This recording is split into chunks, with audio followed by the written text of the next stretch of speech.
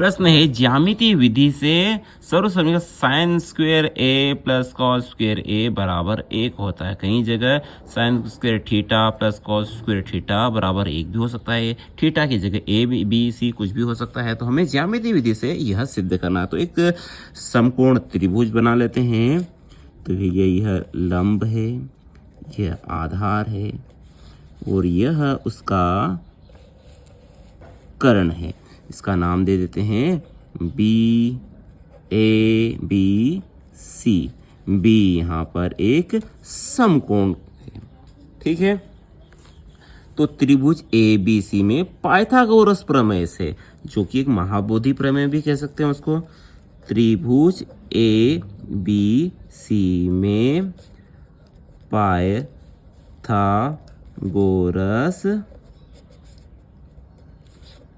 प्रमेय से क्या बोलता है प्रमेय कि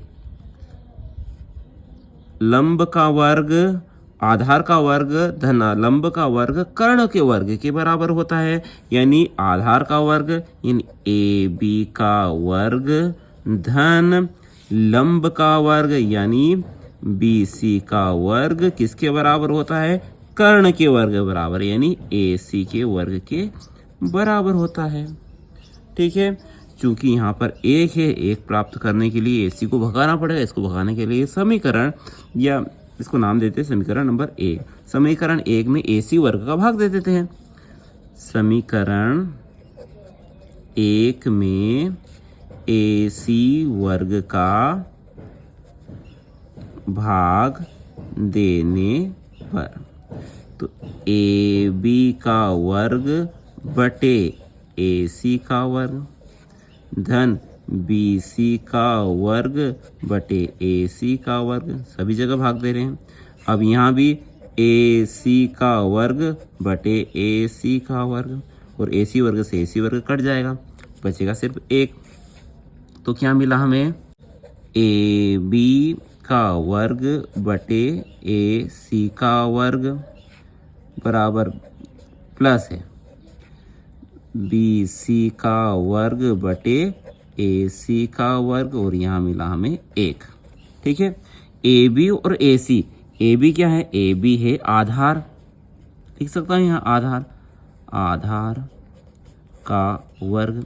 AC क्या है?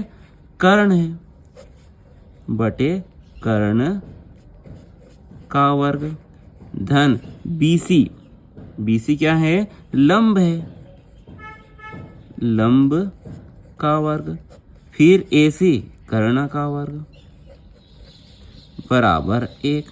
चूंकि हम जानते हैं क्या आधार बटे कर्ण क्या होता है? आधार बटे कर्ण होता है कॉस और इसका वर्ग है तो कॉस स्क्वायर A।